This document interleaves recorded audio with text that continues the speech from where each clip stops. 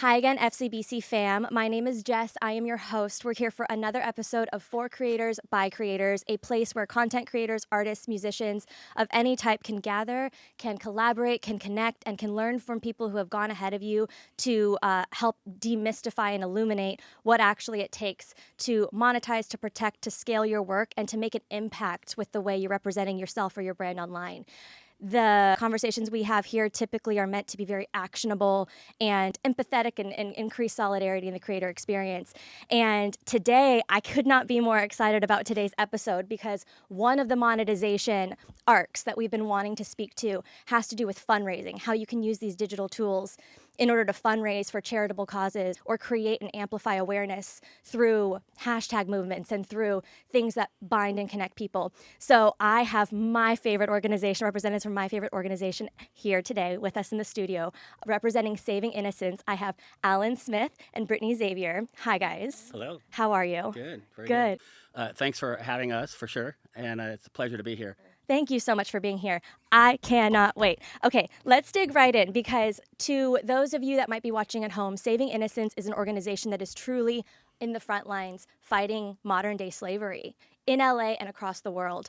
This city is such a nucleus and an epicenter of this kind of travesty. And the work you guys are doing with law enforcement, with public figures, with the people themselves, the survivors themselves, I've never seen it matched by any other organization that I've seen in this space. So, Alan, as the executive director of Saving Innocence, you've been leading this charge for almost 9 years now, or just over 9 years. Is that correct? That's correct. Can you tell us just a little bit about what the organization stands for and the work you guys do? Yeah. Saving Innocence is a 14-year-old. We just turned 14. We had a big birthday party at our office with cake and balloons and everything. 14-year-old anti-trafficking agency. We're based in Los Angeles, boots on the ground in LA, but we have a national impact through training and consulting and collaboration around the country in that way. So what do? We serve and empower survivors of human trafficking. That's right out of our newly crafted mission statement. The bulk of those 14 years have been predominantly working with child victims of sex trafficking. And most people, when they hear that, they're thinking Thailand or some distant land 10,000 miles away. And so part of our effort is awareness and education, and that's where our good friend Brittany helps us out too with her platform, is that this country is beginning to wake up and understand that all of that is right here, right now, and it's really big. So it's our honor and our privilege to be in that space and fight on behalf of these dear, precious, most of them little ones, and help them get their life back. Oh, absolutely. I can't even, that was the first time I became aware of human trafficking.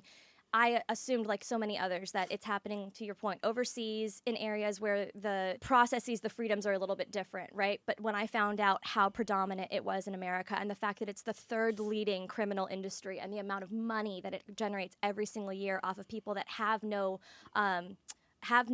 freedoms in this space where they should have freedoms in this country, right? It's bewildering. And as soon as you become aware of it, it's really hard to look away, knowing that the average age is what of those trafficked in the States? Well, the average age of entry into trafficking is between 12 and 14. Okay. So in that range, that's the average age of entry. So we all know what that means. And we had a horrifying reality a few years ago where we received our youngest client of a little 7-year-old right here from Los Angeles. Child, a baby. And it's mind-boggling, and your viewers are probably experiencing a lot of emotions just by hearing that right now. It's enraging, and one friend called it soul-crushing at one point.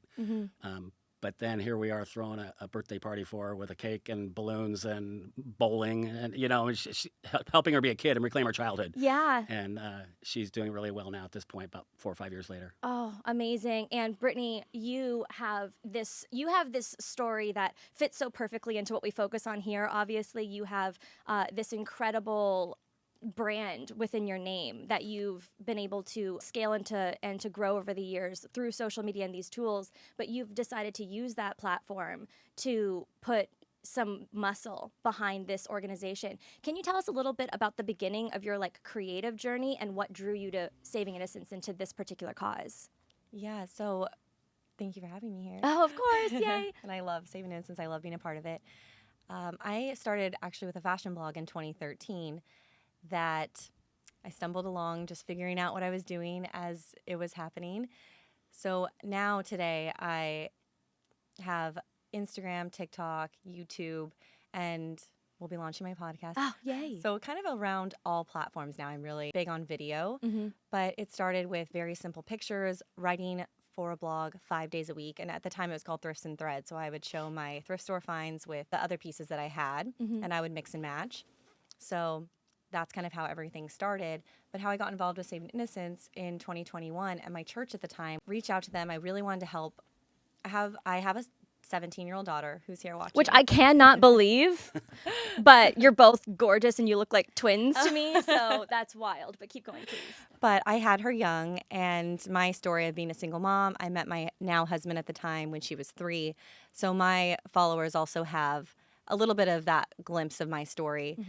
And what really speaks to me is when giving back, I want to find an organization that helps support young moms. And so at the time I was reaching out to my church, asking them if they knew beyond regular tithing, what organizations they support that could help with maybe teen moms, something that would give what I was in my situation before, that same type of hope.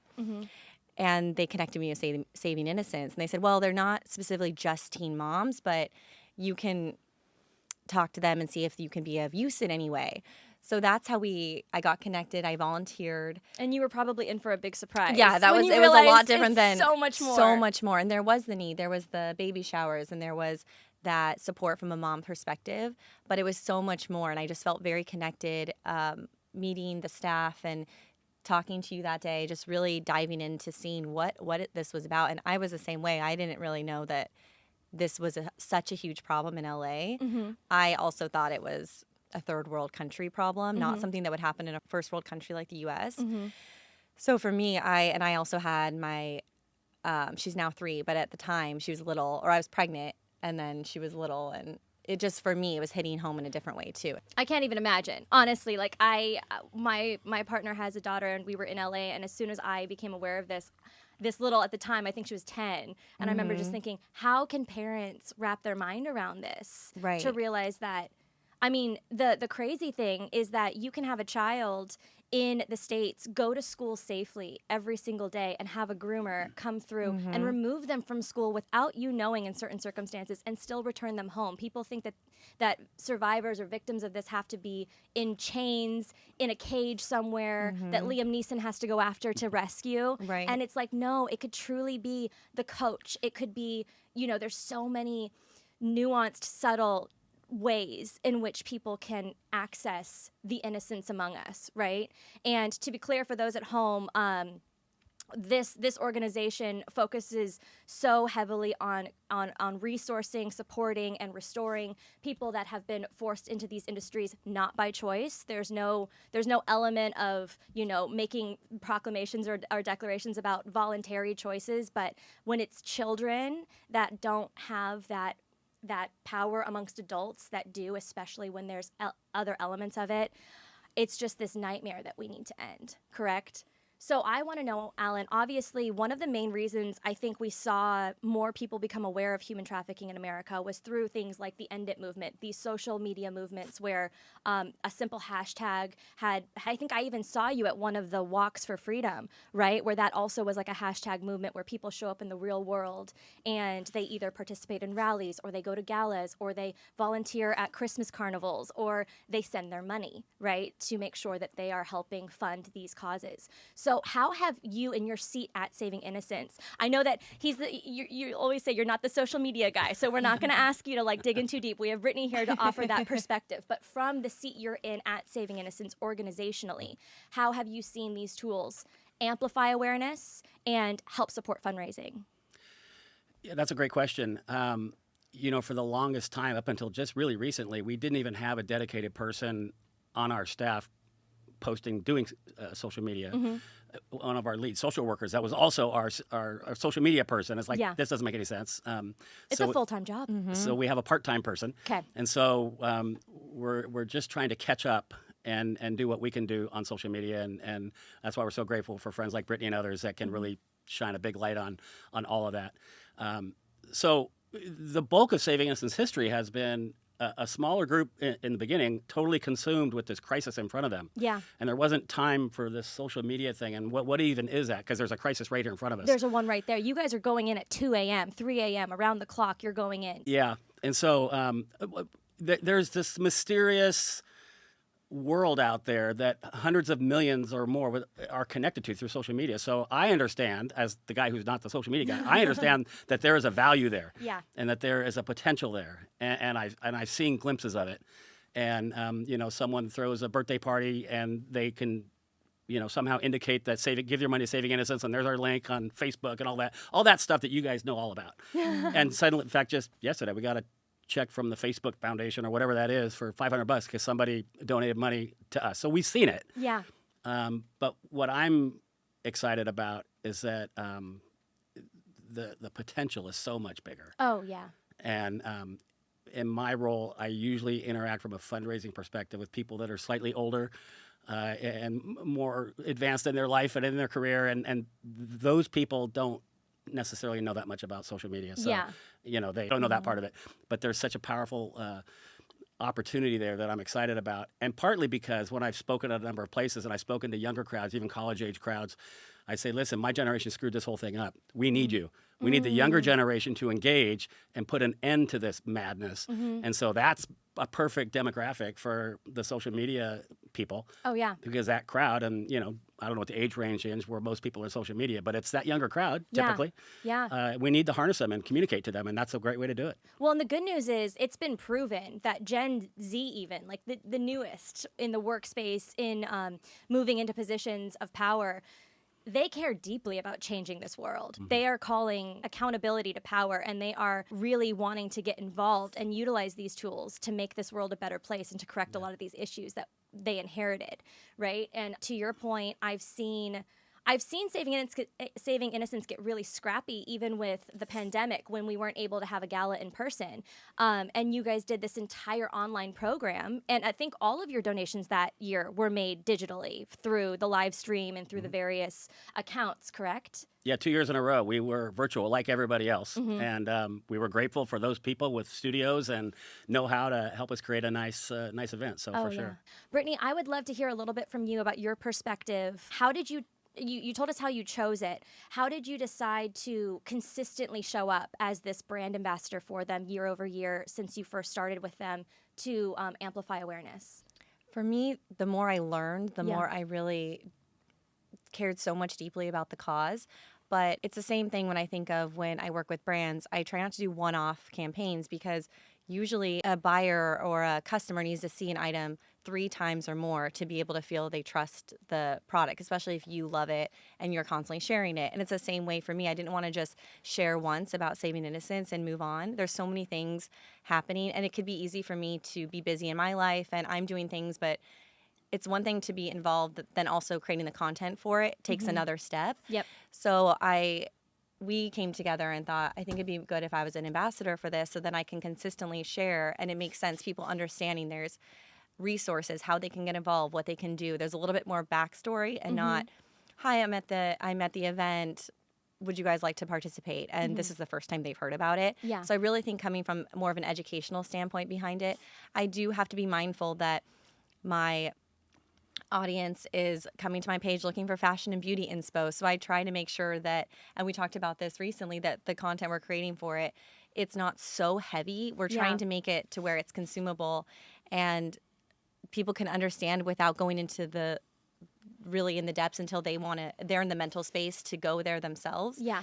So I'm mindful of that because I'm not a news source. I'm not something that people are coming to for world events. I'm trying to be mindful of that when thinking about how we share. And I feel like we've done a good job sharing the gala, for example. Oh, yeah. I'm able to bring my daughter and tell that story, show some of the speakers, right? So it's in a way where people can still dive deeper and think, what is this about, without having to, I think, make it from a super depressing standpoint, even though it is such a heavy topic. Oh, yeah. And that's the thing specifically about Saving Innocence that I've always been amazed by, because this is one of the darkest things. The rabbit hole gets so deep, and it really does get to those points of like, there are places where it is infants, and your mind, something in your mind can't process that. I feel like in general, I think the human mind can only take the idea of some type of trauma and travesty happening to babies even. But with Saving Innocence, you guys have done such a good job of approaching this topic solely through the lens of hope. You will get on stage and you will roar and you will say, this needs to stop. We've got to pull out our checkbooks. We've got to make sure that we are creating space to not only take, because again, it's worth mentioning that you guys have partnered with law enforcement, with the LAPD and with the FBI and with other task force, and you've created your own task force of around-the-clock social workers to make sure that when a case comes in of somebody that has been found in a trafficking situation, you're taking them and actually removing them. So that's that first edge of freedom. But then you're also putting them into an extremely comprehensive, safe, and educated environment of restoration so that they have the support, they have the resources, they have the skills training in order to make sure that they're safe and spared from this forever. Because as we know, oftentimes when it's force, fraud, or coercion that brings you in young, it can be very, very hard to not go back voluntarily at some point because that's the world you know. And that's the value you've been trained to view your body with, even if you were a child when it was happening. And so I love the way that Saving Innocence has gone into the dark places and has that growl to make it clear, but also has that hope of saying, guys, like there's so much good stuff here when you're participating to end it. Yeah. You know, the outward communication is really tricky on behalf of Saving Innocence. Every time I speak somewhere, whether it's at lunch with 2 or 3 people or it's a living room or a ballroom, I'm always sort of taking in the crowd and reading body language because there's a limit to how much somebody can take before you lose them. Yeah. And normally when I'm speaking somewhere, I'm trying to call to action. And so I do want to push that limit, but I want to be careful not to go over the limit because I can't be mad at a society or a group of people for not helping to fix the thing that they don't know what's happening or don't understand it. So you have to bring some element of reality to it. But if you go too far, now you've lost them. And they can't take any more. And now it's counterproductive. And so we've always focused on the hope and the light and the life. And you'll see a lot of organizations that show kids in handcuffs and blindfolded and all this stuff. And we never do any of that. Yeah. Because then you're dehumanizing. You are participating in the dehumanizing of another human, which is the exact opposite that we all want to do. Yeah. And so, we love focusing on the bright and the hope. If they know enough about what it is, they don't need to know. Most people don't need to know very much more.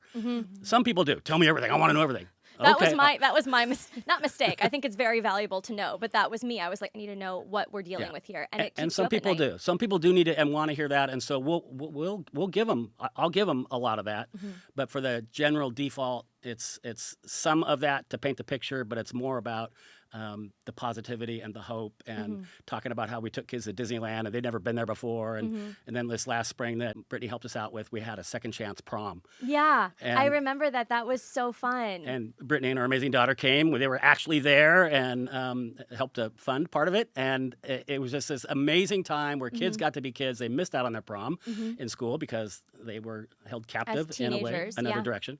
And, we had the DJ and the food and the pictures and the whole thing. And so doing those kinds of things is what most people get excited about. Oh, yeah. And also, it's where, like, you guys went, you pulled out the red carpet, literally. You had stylists. That's just taking such an extra level to show people that have survived some of the darkest things we can imagine, just truly how special and valuable and set apart they are.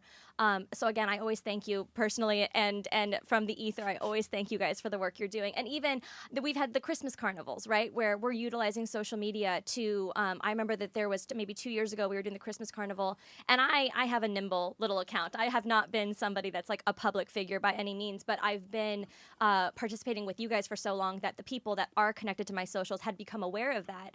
And I remember that through social like links to Amazon wish lists, we were able to get, I mean, it's not like we had a truck of toys come in, but we were able to have multiple people participate instantly with a minimum barrier to entry. That's the power that these tools have, is you're not always going to get somebody that cares enough to go to your website. You're not always going to get somebody that cares enough to tune into your podcast, but you might be able to get someone for 15 seconds in a story setting with a link that they can go to and a $20 cell phone they can buy and bless someone and be participating, right? Yeah. And so with Brittany, with you and your awareness of these tools, Maybe we can just really quickly, for anybody watching that is trying to figure out with their organization, with their nonprofit, with their pursuit, how they can help use these to fundraise. Have you noticed any of the specific elements of these platforms that have made that easier? I like to give my audience resources to go in if they want to learn more about the educational aspect. I'm not, we talked about this recently too, I'm not so much raising money. For me, I'm donating my own funds. And so that's where I feel like really called to in this. With Saving Innocence, very personal to me. And I'm so thankful for where God has had, like, I'm so thankful for my life, and I really want to give back. And so that's been a huge thing for me and my daughter. And so for me, I know that not everyone is in my situation. So I feel a little hesitant to ask for money from my followers because I feel like that's where my unique gift is right now. But I do share ways if you want to adopt. I have all the information on there for the foster. So there's all these different ways that they can get involved. If you're in the LA area, you can volunteer in person. I did put the Amazon link up one time. I said, I've already donated. If you guys also want to, feel free, but there's no pressure because we'll handle it if not. But I think that it's really about the storytelling and the message behind it, because you really have to make sure that you're sharing a correct link. I know that there's been a lot of fundraisers where people are sharing something that someone else shared and they're jumping on the bandwagon, and it's not even the actual source. It's not even clickable right at that point. Or it's reshared. Or it's not even an actual, if it's supposed to go to a family, it's not even the actual family that's putting on the fundraiser. So you have to be very hesitant about just jumping on the bandwagon and sharing a link or jumping on a fundraiser if you don't fully know what the organization is, or you're not having, if it's not an actual, it's not legitimized from the organization. So always making sure it's coming from, I would go to Saving Innocence and say, what is the actual link where do you want people to donate? Not just putting up a random link. Absolutely. And that's the thing. I've even realized in creating some of the content for this show, just how fickle these things are, because we have truly, you can create one story post that contains the link to donate, that contains you can actually create a donations like widget. You can add a QR code or whatever it is that drives them to that. And one of the ways that myself and one of our former guests, Erica Nagashima, have leveraged digital tools, social platforms to fundraise has been a surprising blessing the last few years, where we've been able to use Twitch streaming to sit on her stream. So she's a Twitch streamer. She has this community of people that show up to watch her sing or play video games or do something light and fun, right? Her brand is just very bubbly, light, fun. Even the video games she plays tend to be pretty like bright. And so for them to allow us to get on a stream for up to 3 hours and literally just explain this world and how dark it can go, they'll stay with us and they'll fundraise. And over maybe 2 or 3 streams, I think we've been able to raise close to maybe $5,000 cumulatively. And that's obviously, in the grand scheme, that might not seem a lot. But Alan, you can tell us how much that can actually get for the organization. If $5,000 is raised, just to give people perspective as to how much a small amount can go. Yeah, and you and Erica did that on behalf of Saving Innocence. That's what I meant. A yes, year or sorry. 2 ago. Yeah, and that was amazing. And before I answer that question, the thing that I get excited about and that I love is that when Brittany or you or anyone else gets on and shares their thing, you don't know how big it's going to go, and it potentially can go incredibly. People start resharing things, and they do all the social media things. Suddenly, you can be in front of 100 million people, in seconds, which is pretty amazing. It kind of sparks the imagination as what's possible. For us, gosh, a $5,000 check is incredible for us. We've done the math, and just in round numbers, we determined that about $3,000 helps us extend that emergency recovery process for one child, and then walk with her for 1 year. A whole year. So that kind of helps people get their mind around one child for 1 year for $3,000. We've had so many people that I'll be in a living room and say that. And I remember one time somebody wrote a $12,000 check. I thought, well, that's kind of random. $12,000 is kind of interesting number. I said, oh, wait a minute, I did that. I said, they're thinking, give me 4 children. Let me help you with the next 4 kids. And so that number fluctuates because we don't have the kid for a year all the time, and sometimes longer. But that's some of the math that we've done. And we throw birthday parties and baby showers all the time for our kids, and so an extra $1,000 or $2,000 along the way just really helps us do those things. And it's amazing. I'm gonna figure out a way with this episode to have we're gonna talk, and we're gonna have some place for people that are watching it if they want to go and donate that they can. But I think that that's such a powerful picture because, especially in LA, in New York, we assume you have to be making these huge donations to make a difference. And you've made it clear in some of the galas that if you can give $5 a month, that can still make a difference. If you can give $300 a month, that can still go so far. And you've just blessed me with explaining what something like those streams, that's to anybody watching. Obviously, your needs or your organization or your cause might have a substantially different cost system. It might have a substantially different focus or energy behind it, but the same principles apply, which is figure out the costs of what you're looking to do and find a way to amortize that through calls to action that are digestible, to your point, both digestible in the content that they'll have eyes to like see it based on their interest and based on their comfort level, and then also amortize based on the actual financial value of it and doing what you can because it still compounds, right? And to your point, the social media element of amplification is exponential because you could post something and no one can see it. And I also want us to get for a second on the truth of how the algorithm actively tends to suppress difficult content for organizations like this, or organizations even that are obviously like against animal cruelty, against any kind of actual abuse. That's hard to have that content seen based on some of the protections I think that these platforms have meant to instill. Have you guys ever noticed a challenge having your message or your content be seen? I'm not aware of any because, like I said earlier, we really in our outward communication focus on the positivity and the brightness of it all, and so we're not getting on there talking about all these ugly things that the terms that you could use that a lot of people have used. We're not saying those things online, so we're not really being I don't think limited too much. Well, and that's maybe the takeaway is find a way to still frame your cause in an actionable and inspiring way. Play by the rules of what is both going to capture that audience and is going to fly with the algorithm, right? Brittany, have you ever seen your social media involvement with Saving Innocence? Have you ever seen it activate somebody in your community that you know that suddenly now has an actual invested interest in this? Or is there one really cool story that's come out of the time you've worked with Saving Innocence about somebody getting involved that wasn't before? I always get DMs saying, thank you so much for sharing. I had no idea. I'm passing this along to my mom who's thinking about fostering. So I don't know, what that's down the line, but just sparking that interest and having those as those little seeds where, like I was saying, you need to keep talking about it because it's something to get more and more familiar with. Yeah. And by the time, it has to be very easy to whatever they're going to, if they're going to donate, it has to be very easy to do. So taking away those barriers by them knowing, okay, this is a legitimate organization and she's passionate about it. I want to get involved.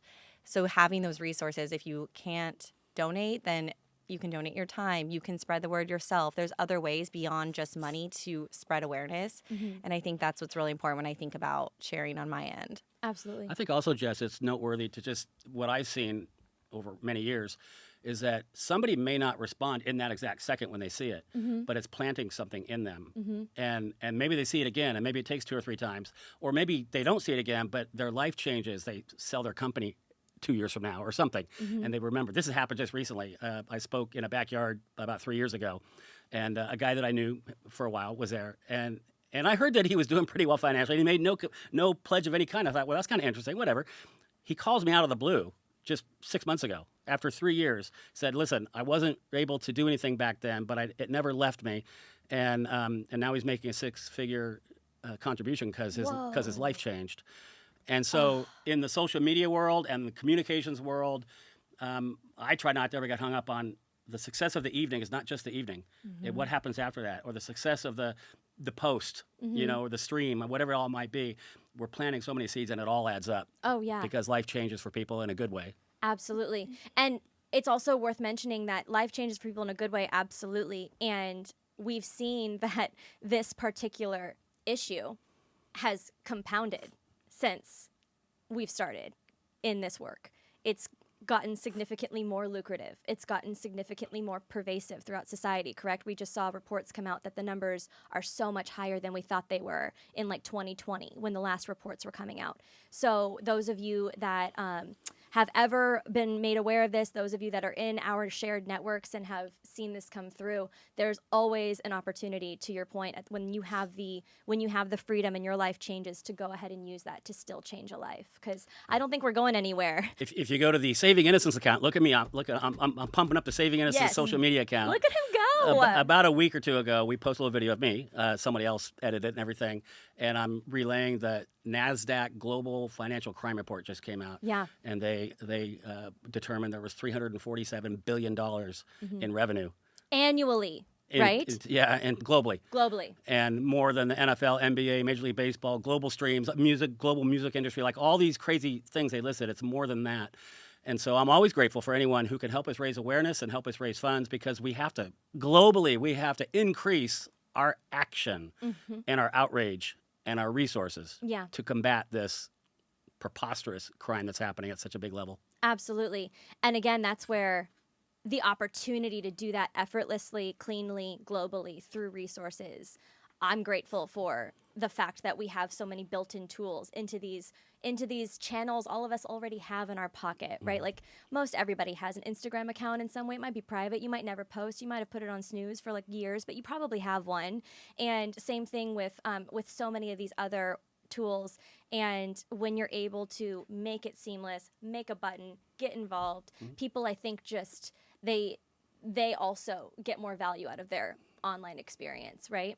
I do know we are almost out of time because this was just so powerful, but I want to make sure that we hit everything. So was there anything, Brittany, from you?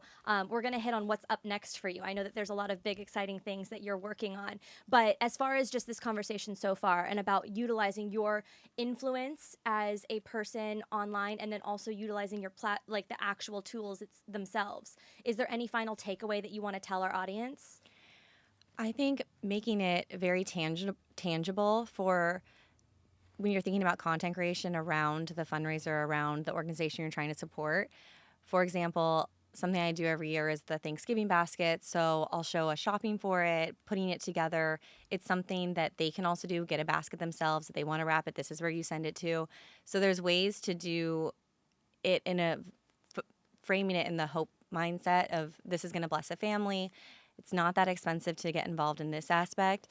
And same thing with the baby showers, or we did a Mother's Day event where it's like we were just filling the little baskets with like lip gloss or something that would bless the moms. Yeah. Something that maybe they wouldn't get for themselves typically. Exactly. And just keeping it with that focus and that mindset of there's these exciting ways to get involved that are super tangible. Super tangible, easy to execute. Were you going to say something, Alan? Well, I was just going to say that Brittany has been a phenomenal partner for us, and she has utilized her platform and the brands she represents and the followers to do things like that, actual, real, practical, tangible things. So thank you here on this podcast. I appreciate we appreciate you. Truly, like both of you, Yeah. Thank you so much, because the work you're doing, I feel it in my soul. I have for the last 10 years. It's something that any amount of my involvement, to your point, like you get scrappy about where you are in life and you figure out what is the gifting that I can give right now. If it's financial, make it financial. If it's awareness, make it awareness. If it is storytelling and amplification, whatever it needs to be, just don't stop fighting because the issue is still here, right? I get asked all the time, okay, what can I do? What do I do? And I never want to answer it too quickly, because then I want to push back and say, I don't know, what can you do? Do that. Yeah. Are you a graphic designer? I bet there's organizations like ours, or maybe ours, that could need some help with graphic designing. Can you make videos? Great. Do you have a big online presence? Great. Use that. Do you have a lot of money? Great. We can use donations. Yeah. Who do you know? What do they know? Where's your education? Do what it is that you can do. 100%. And move some of that towards benefiting anti-trafficking work, and we'll take it Saving Innocence if you don't know another organization. Yeah. And so you don't have to go to school and get another degree and, sure, watch a podcast or two, read a book or two, get somewhat educated. But awareness for the sake of awareness doesn't really help anybody. It has to be followed with action. So here's the basket, and here's the list. Do this. Here's the Amazon link. Do this.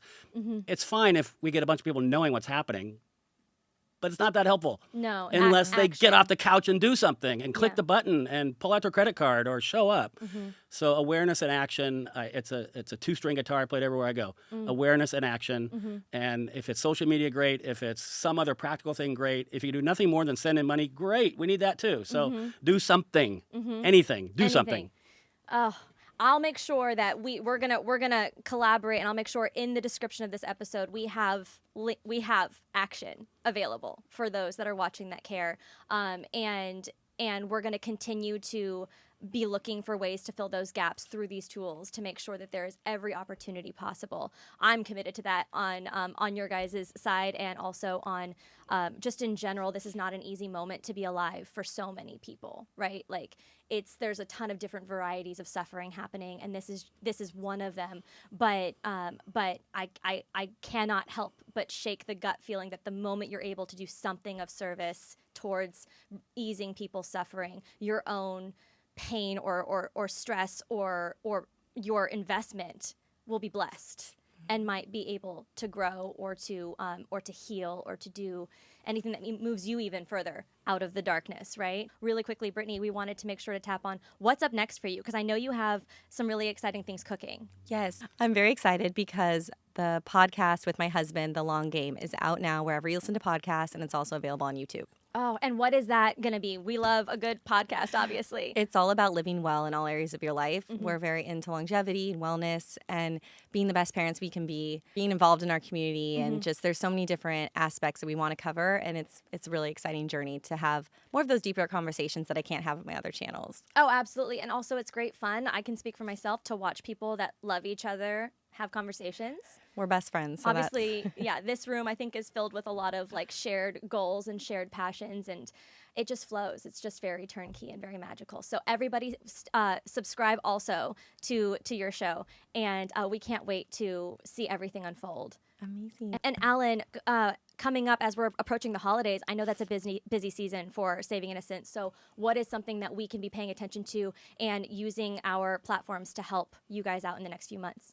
Thanks for asking. That's a great question. Mid-December, we always do a holiday open house party, kind of a Christmas party for all of our clients. And a big part of that is getting Christmas gifts. Help these kids and their kids, oftentimes they're parenting little ones, experience Christmas. And so we'll have Amazon wish lists, links on our social medias. Go to @Saving Innocence at all the social media channels, and friends like Brittany will probably post it, possibly. Yes. I'll post it too. And others. And so the easiest, technology made things easy. You can push a button and send, we'll have this stuff there. We need 25 of these and 30 of those, and you can help make a great Christmas for these kiddos who otherwise wouldn't get a chance to celebrate that. Oh, yeah. And also, to be clear, we've participated in this before, and you guys choose such affordable gifts. You guys choose things that actually are going to kind of delight them. And yet a person trying to donate, it could be a $50 donation. It can get a variety of things, right? Whereas I think so many gifts that we might be getting for our loved ones, we're spending a lot more on than that, right? So I think it's an easy and a low barrier to entry opportunity for people to get involved. Yeah. So thank you so much. As always, we try and show up into this room to amplify the different varieties of ways that those of you that are content creators, artists, musicians, or those that strive to be can figure out a way to have a living and have sovereignty and have freedom with this.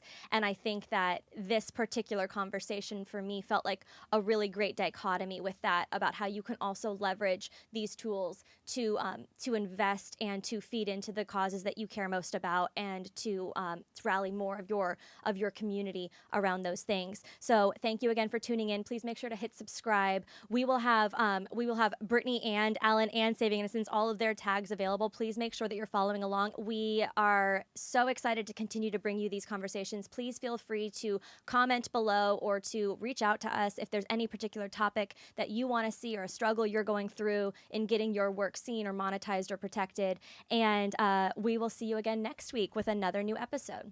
Thanks so much.